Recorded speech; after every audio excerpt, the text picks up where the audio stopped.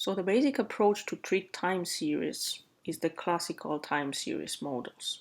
And we have already discussed that time series data have a natural temporal ordering, and this makes time series analysis distinct from other common data analysis problems, in which there are no actual ordering of the observations. And a stochastic model for time series will generally reflect the fact that the observations close together in time will be more closely related than observations further apart. So time series often specific components are trend, cyclic, seasonal, and irregular.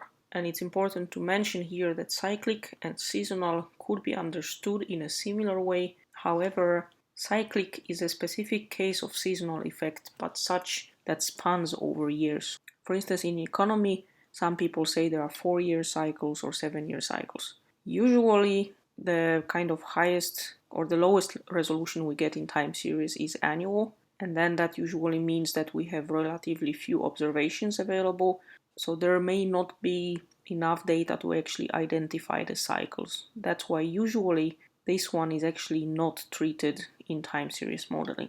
So also in the further examples, we will focus here on trend, seasonal component, and then the irregular one.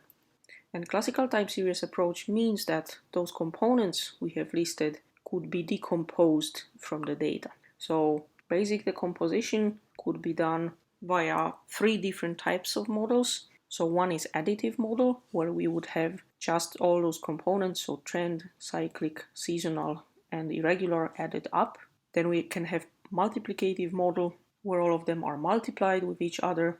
And finally, the fixed model, where some of the components might be multiplied. So, for instance, just trend with cyclic effect, or maybe the seasonal as well.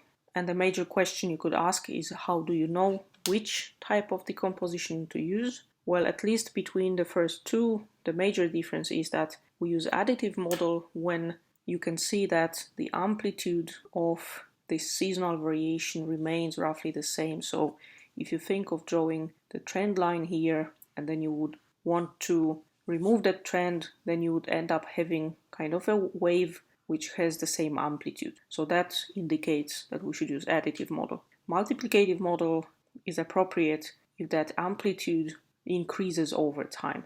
So in here we could easily use trend times seasonal and times irregular, or at least trend and seasonal multiplied with each other, so perhaps a mixed model. If you don't know which one to use, you can use different ones and just as your final prediction model take the one which seems to be fitting best.